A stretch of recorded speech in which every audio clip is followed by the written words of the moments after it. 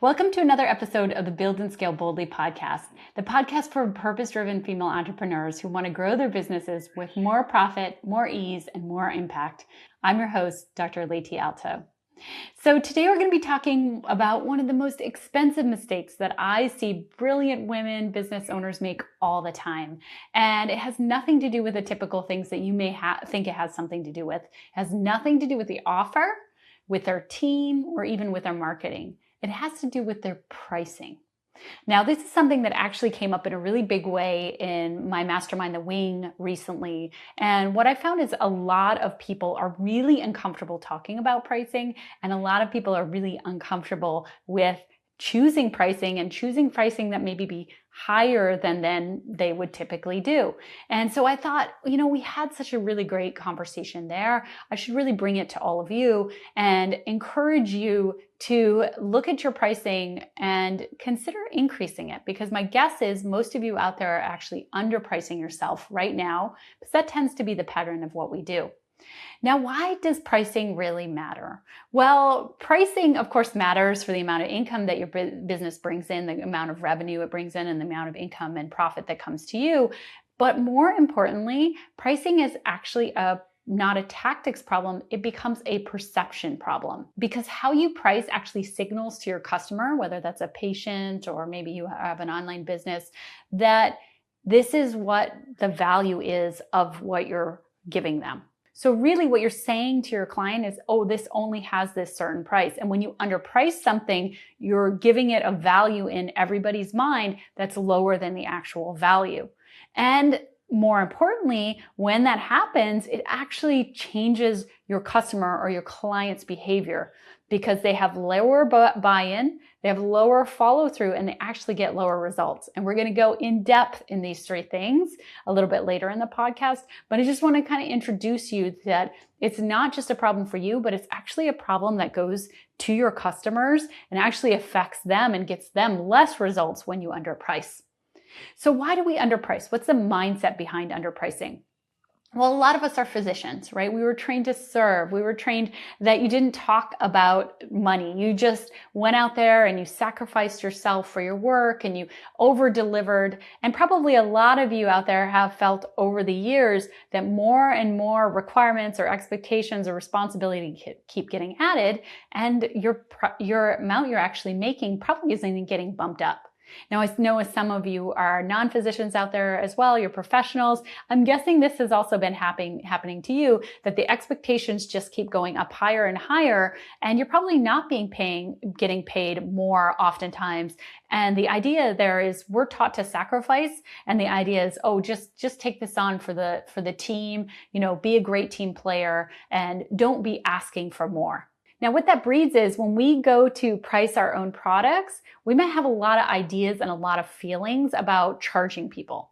And we might feel like, hey, when I charge people and I increase prices, I'm being greedy. Or, I'm actually not doing well for the clients to be able to charge them more. But again, I want to reframe throughout this podcast that underpricing underserves clients.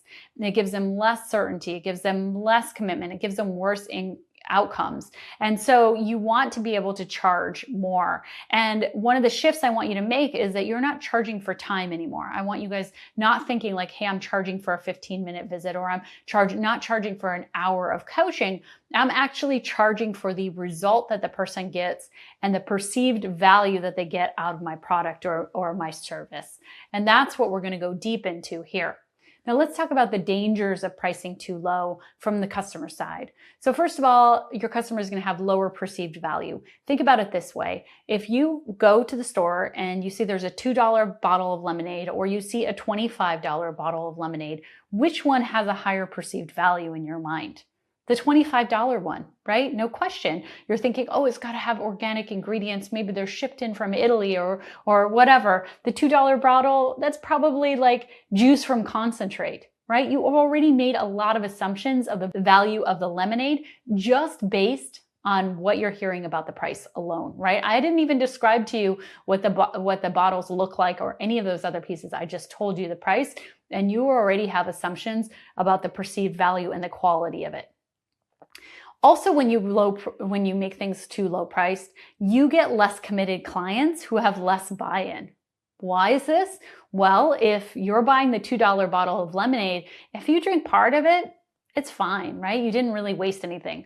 If you buy that $25 bottle of lemonade, are you going to take every single sip? Yes, you are. Why? Because it has higher perceived value. So you're going to show up differently for that lemonade. So if you're selling a coaching program and that program is $5 to join for a month, or it's $500 or $1,000 or $5,000 to join for a month, people are going to show up very differently. They're going to have a lot more buy-in. They have a lot more skin in the game, and they're going to be a lot more committed, and they're going to show up for every single session if they're spending a lot of money, versus if it was cheap, it's very easy to be able to blow it off, just like the lemonade. Another one is when you underprice, you actually attract the worst clients. You attract clients who are bargain shopping, who, by the way, I love bargain shopping at like Nordstrom Rack, but you have to say, if somebody's bargain shopping, they're really concerned about price and that's driving them more than anything else, they're probably not really evaluating the quality to the same level. They put emphasis on the price. Whereas what you really want is somebody who's coming in and saying, I am willing to pay this price because I am going to kind of show up, I'm going to act differently, and I know that I am driving what's going to come out of it. Right? And so it's just a really different client that you tend to attract when you're attracting people who are shopping primarily by price versus people who are shopping by result or shopping by value added. It's just a different lens looking at it. Another one is clients are less likely to get results if they're not paying a high price. And we kind of already mentioned this, but skin in the game is super, super important. Think about this. When you were going to look at colleges, right? If college was free versus you were taking on a ton of loans for college that you knew you were going to have to pay back, you might actually make different decisions about where you're going to go to college. And if you know you're taking on a lot of debt, just like us in medical school, right? A lot of us took a ton of debt to go into medical school. Well, we're going to show up differently in medical school than if it was free and it was really easy to get into and everybody could get into. And so for all these reasons, really, when you price too low, you actually change who shows up on the other side as your customer, and you also affect their results, because when they show up less and they're less committed, they're actually going to get less results. And in the end, they're going to have less to show of going through your program or showing up and being a patient for you. They're actually going to have less results. And why did we go into our businesses? We went into it for impact in the world. So you will lower the amount of impact you have if you underprice your services or underprice your products. You actually want, a reasonable price, or maybe even on the higher end of a price, to be able to have the right individual show up in the right way on the customer side to be able to get the results and for you to have the impact you're going to have in the world. It's worth spending a moment talking about commodities versus value-based pricing. So when you have a commodity is compared to another commodity based on pricing. So corn has a certain price, right? One kernel of corn or one head of corn is compared to another one. It's apples to apples. There's no differentiators, and it's commodity-based pricing. And so you can really look at cost and say, hey, I want to get the lowest cost for this head of corn, and that's it. Now, value-based pricing is really based on the value delivered. So what's the outcome you're going to get? What's the expertise of the individual delivering that value? Now, how much trust and how much certainty do you have that you're going to get those results?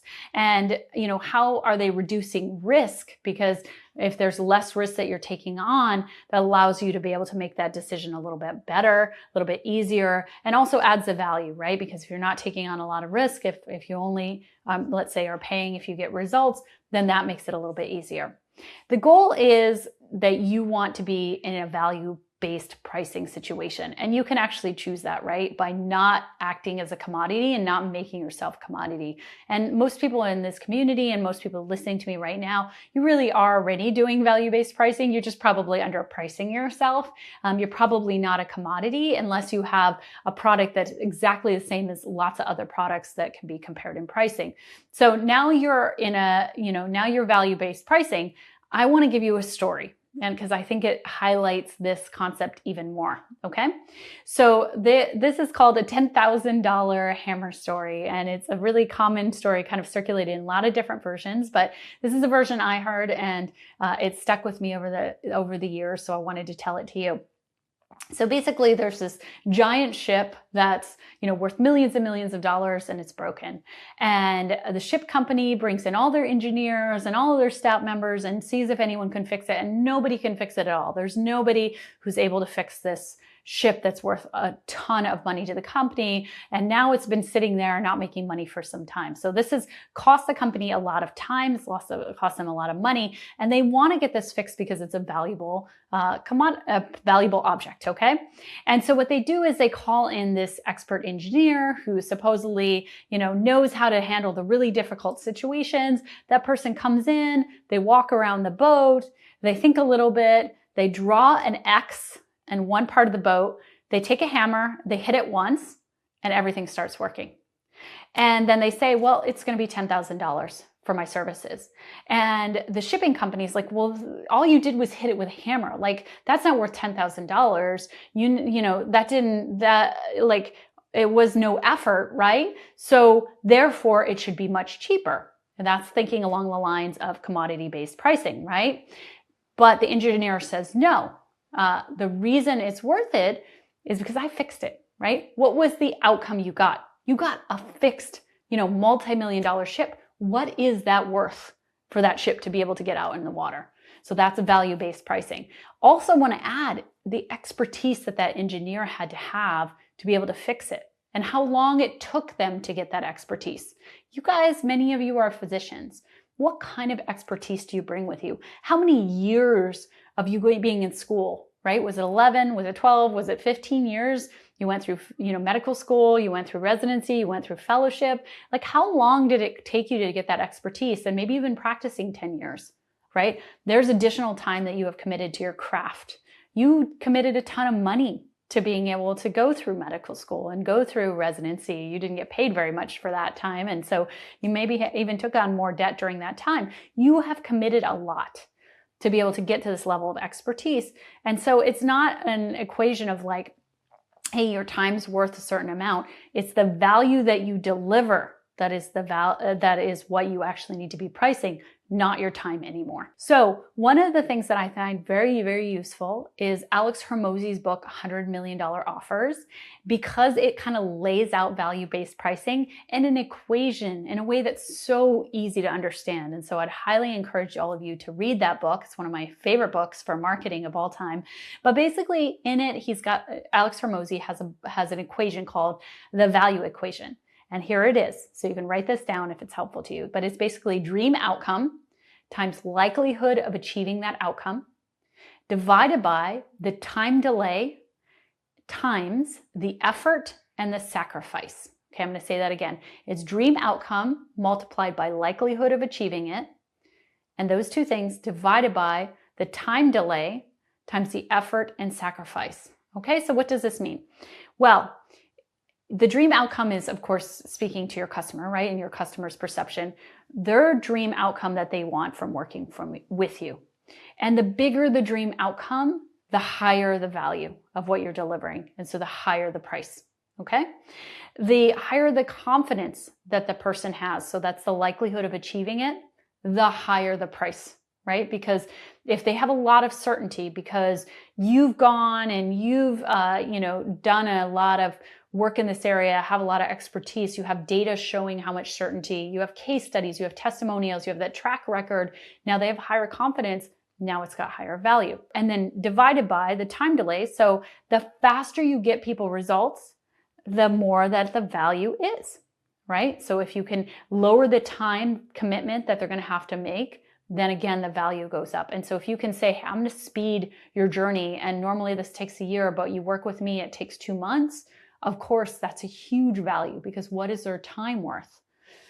Times the effort and sacrifice. So the less effort and the less sacrifice required of them, the higher the value. So the more systems you have that you can deliver to them, or the more frameworks or the more shortcuts you can give them so that they're able to do it easier, the more value. Okay, so again, the bigger the dream you're able to deliver in, and the more the certainty you can give them that you're going to deliver it, and the less amount of time, and the less amount of effort and sacrifice, all of that adds a ton of value. And so right now, I'd really like you to think through this equation, and I'm going to give you a little bit of homework at the end of this podcast to actually go and do the work of applying this to your business and thinking through, how am I pricing things, and am I pricing them even a little bit low? So how do you pick a price? I just gave you this equation. How do you pick the right price? Well, you have to ask yourself, what is this outcome worth to this client? Okay. What is it worth in terms of reduced time, money, returns, it's stress, risk? What's it worth to them? Just like that $10,000 hammer, boy, that hit on the hammer on that ship, that was worth way more than 10,000. I suspect that engineer actually undervalued what they were delivering, because a multi-million-dollar ship being stuck at port for another month versus it going out there, and maybe it's a cruise ship and bringing in that income, that's got a huge value to the company. So think about the value that you're delivering to your clients and what's it worth in their lives. And many of you may be saying priceless, actually. If you're a physician right now and you're saying, hey, this person has perimenopausal symptoms or menopausal symptoms and they feel terrible, and I take them in 1 month and they're feeling much, much better, and in 5 months or 6 months, they're back to how they used to feel, that's so invaluable. That's worth a huge amount of money, because how you feel day to day and reduction in symptoms has a huge value. So think about that. The next thing is, there is a common kind of equation that you can use, and you might consider taking this number and thinking about it. So you can charge 10 to 30% of expected return. Okay, so let's say you have a product out there that's going to help people make more money. If you know that on average people make 100,000 from using your product, then you could charge somewhere between 10 and 30% of that for your product. And that would be a reasonable price to price with. And so if you have something right now that's got a direct equation to finances, ask yourself, are you doing that? Are you in the 10 to 30% range of what you charge for the expected return? The other thing to think about is, are you delivering this product to an individual versus a company? Because this also changes the pricing, right? So some of you are coaches out there and you're doing one-on-one coaching, but maybe you also created a product that the whole hospital is going to be doing coaching and group coaching with you, right? And now you're selling to the hospital. Well, that's got a different level of markup to sell to a big company like a hospital versus selling to a one-on-one client. And so you can actually change your pricing and the amount that you demand with your pricing when you're working with a big client like a hospital or a Fortune 500 company versus a smaller company or a one-on-one client. You can also think about how proven your method is. So let's say, for example, you have had a coaching practice for 20 years and you have all these results and you can show these results, and so you have a proven framework that actually works, versus you're new at this. Completely new, this is your first client. You can see how, if you're completely new, you're not going to be able to, get that pricing that you're going to be able to demand when you have all kinds of a track record and a proven results, and people have a lot of certainty that they're going to be able to get that result with you. Also, if you have a very narrow niche, you're able to have higher pricing than if you have a broad niche. And so this one may be the first time you're ever hearing this, but it's an important thing to know as a business owner. The narrower the niche, the more you can charge. That's why people say the riches are in the niches, right? So if you have a narrow niche, like you're delivering a specific product for a very specific small group of people, you can actually have a higher price because they know it's serving them specifically. It's really tailor-made to them, that you have expertise in serving them specifically as well, right? And their type of client and their kind of situation. And so you can actually have a higher price than if you create something very general.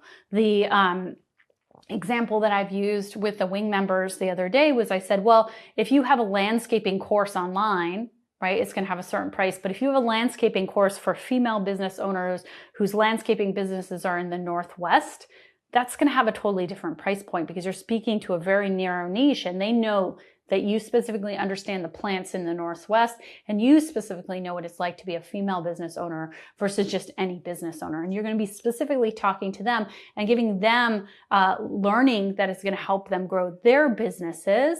And ideally, you have a lot of a track record and a lot of proof to show that you've affected that particular population and what they want to achieve, and you've been able to achieve results. Now, I've covered a lot of information about how to pick a price, the value equation, why it's so important to manage your mind around pricing and why you're actually going to get better clients if you price higher. So let's talk about how do you take some action on everything that you've learned this week. Well, what I want you to do is to run the value equation on your primary offer. So if you're a medical practice and maybe it's just a regular visit, or maybe you have a membership, run it against that. Or if you have an online business, run against that. If you have a product business, of course, look at that as well. And I want you to ask yourself, what is this product actually worth, right? What kind of results do it give people? Does it have a monetary value that it's adding to people's lives? And what fraction of that are you charging right now? And are you underpricing, or are you pricing in a reasonable amount? The next question to ask is, where you're pricing, are you letting your discomfort, right? Your discomfort about dealing with money, or your discomfort about what it means to have a higher priced product, not your customer's perception of value or not your customer's outcomes, drive the number.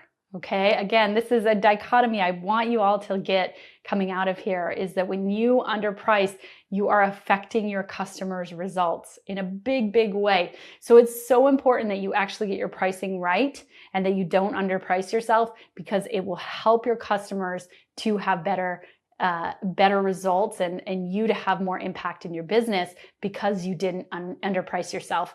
Again, there's another common saying that I didn't introduce yet, but just came to me, which is the transformation is in the transaction. Meaning when somebody pays for makes that transaction and pays for your product, they have already started to transform. And that higher price actually is going to accelerate the transformation, going to accelerate how they show up, and it really is going to accelerate their results.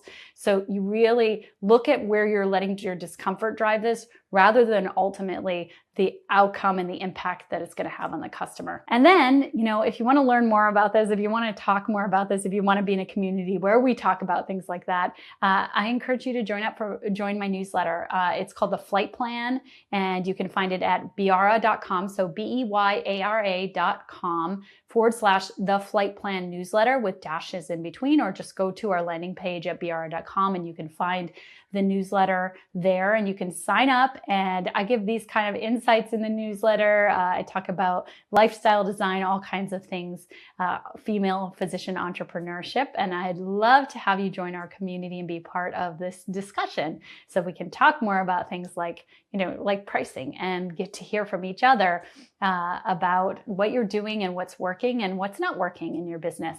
So let's wrap this up.